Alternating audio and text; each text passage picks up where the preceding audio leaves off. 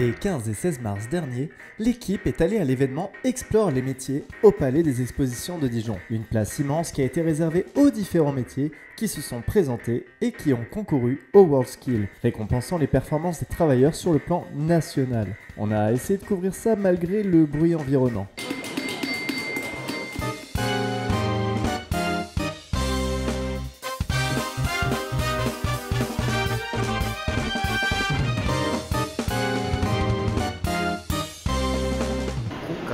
Non, elle prend le 5 côtés. C'est la première fois que tous les métiers de l'artisanat sont présentés ici en même temps.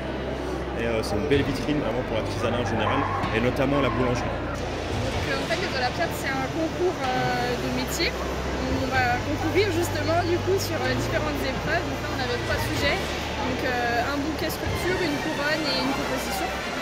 Et donc en fait, l'objectif, c'est de donner le meilleur de soi-même, comme dans chaque concours, et puis voilà, de présenter notre métier au forum. Okay. Et vous avez concouru déjà? Oui, là, ça y est, on a fini là. Okay. On a fini, on aura juste de la démonstration cet après-midi et on entendra les résultats pour ce soir. CAP boulanger, j'ai passé un brevet professionnel en boulangerie, un brevet de maîtrise. Donc c'est un cursus assez complet qui me permet aujourd'hui de faire un petit peu ce que je veux, en fait, d'être professeur et de transmettre ce qu'on m'a appris quand j'étais apprenti. Totalement, c'est un métier passion parce qu'on a certaines contraintes. Donc si on n'est pas passionné par ce métier, c'est pas possible. De l'imagination, surtout. Ouais, bien sûr, mais par rapport à la contrainte, oubliez les contraintes. Quand on est passionné, les contraintes, elles passent après. On y pense même. Allez-y, foncez. Vraiment foncez. Franchement, c'est un métier à la base. Il faut être passionné. Une personne qui a justement la chance de pouvoir choisir son métier, ce qu'il est passionné, jamais il se lassera de son métier. En fait, c'est vraiment un métier de passion. Après, c'est un métier très créatif, il faut avoir énormément d'imagination, il faut être capable de rebondir sur n'importe quelle situation et de s'adapter continuellement.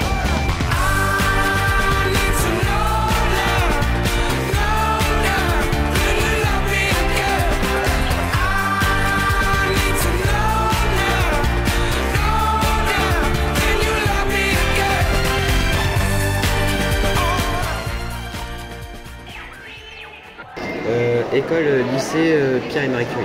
Ok, c'est à Sens. Mais non, c'est de Sens ici.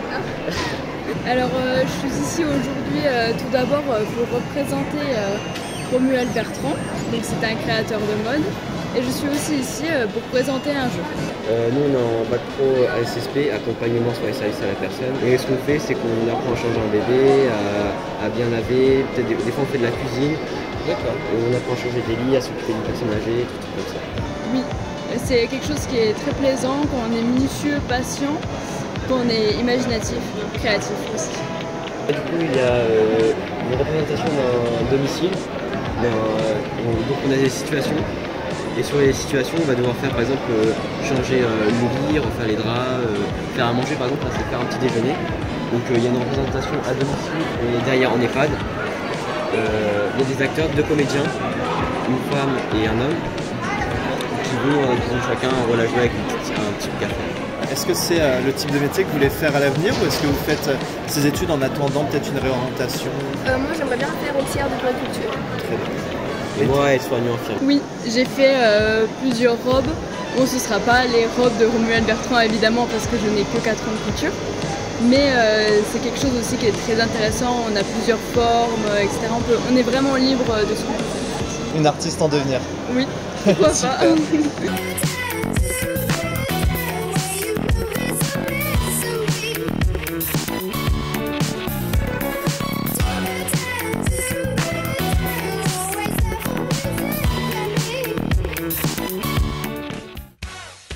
Et aux filles déjà à promouvoir et à montrer qu'elles peuvent faire en effet toutes les formations, tous les métiers et avoir un salaire égal à celui des hommes.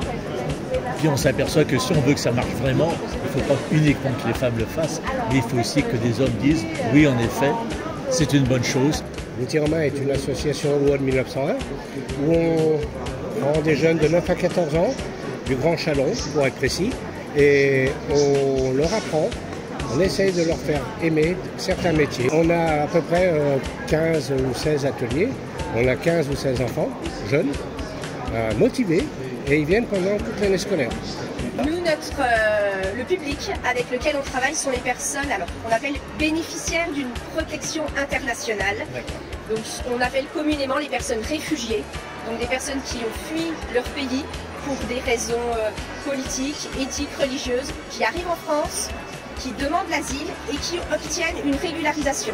Oui, je pense que souvent, voilà, derrière les métiers de la propreté, on voit l'agent d'entretien qu'on a souvent dans nos établissements scolaires, quand on est en collège ou en lycée, et on ne voit pas toutes les qualifications qu'il peut y avoir derrière. Il y en a, c'est même du lavage de vitres en hauteur, enfin presque de l'extrême. Donc il y a vraiment un champ des possibles en termes de métiers qui est extraordinaire, et c'est des métiers qui recrutent.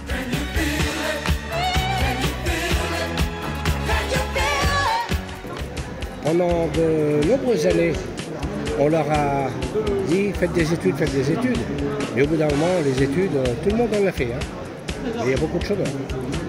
Par contre, si vous regardez les métiers manuels, on en recherche partout.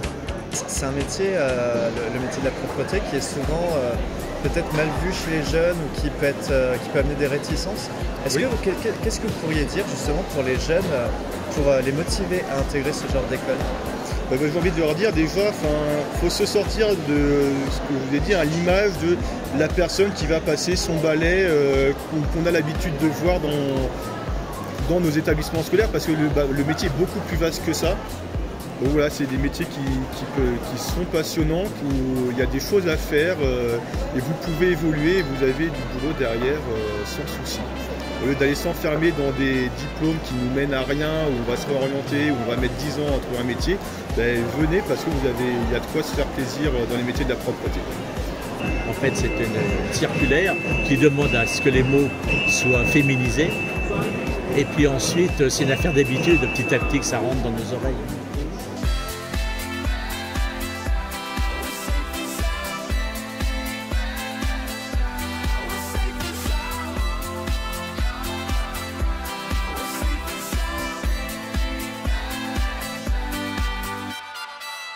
Ça fera aussi évoluer le recrutement. Si vous mettez à Pôle emploi, par exemple, cherche plombier, d'accord, vous n'aurez que des plombiers. Si vous mettez plombier et ensuite plombier femme, à ce moment-là, vous aurez éventuellement des femmes. Je sais pas, vous voyez, les annonces elles-mêmes de Pôle emploi doivent elles aussi être modifiées. Et nous, on accompagne toute la partie insertion professionnelle pour que ces personnes puissent retrouver un emploi, formaliser un projet et puis s'intègrent en France de manière durable par l'emploi.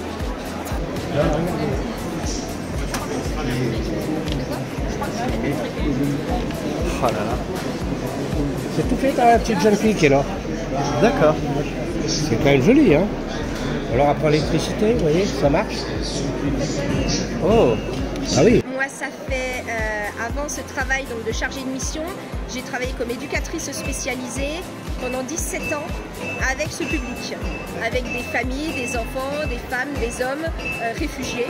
Donc là, j'étais sur vraiment un poste d'éducatrice spécialisée, donc l'accompagnement au quotidien, l'accompagnement dans les premières démarches en France, la scolarité, la vie au quotidien. Et puis l'envie, au bout de plusieurs années, d'évoluer et de plutôt recentrer une énergie sur le travail en réseau avec les partenaires, mais toujours sur ce public que j'affectionne particulièrement. Non, mais la petite qui a fait elle a trouvé son métier. C'est ça, on est heureux de voir ça. Elle dit, je serai ébéniste. Nous, on est là juste pour essayer de leur donner envie de faire quelque chose. Les filles, en effet, se prennent en charge. Il faut voir que c'est un problème de respect mutuel, d'égalité. Pour revenir sur les valeurs, en effet, des personnes qui sont affaites, souvent, vous dites, mais il y a des choses qui ne sont pas normales. C'est pas normal que les filles n'aient pas les mêmes chances, les mêmes possibilités de choix que les garçons. Et pour ça, il faut en effet que les choses évoluent. Tout don est utile. D'accord. Là, ce matin, vous voyez, il y en a une dame, elle m'a acheté 2 porte-clés. Ok. Je lui ai vendu 2 €. Très bien. 1 € là. Elle m'a dit, non, mais c'est formidable votre truc. J'ai dit, mais si vous voulez, vous pouvez donner 20 €, 50 €, vous pouvez rien donner même. Une poignée de main me suffit, ou alors vous me faites un encouragement, ça me plaît, moi. C'est vrai, il faut être honnête, c'est des jeunes qui ont besoin, et nous, il nous faut de la matière pour leur montrer. N'ayez pas peur de venir. Astreignez-vous des préjugés, oubliez tout ce qu'on peut vous dire sur la propreté, mais non, mais c'est ingrat ou autre. Non, parce que y a de la responsabilité, puis il y a la satisfaction du travail effectué, on peut évoluer, il y a plein de choses à faire. Donc voilà, oubliez les messages qu'on peut vous colporter, l'image que la société peut donner de ces métiers et venez. C'est super, merci beaucoup. Avec plaisir.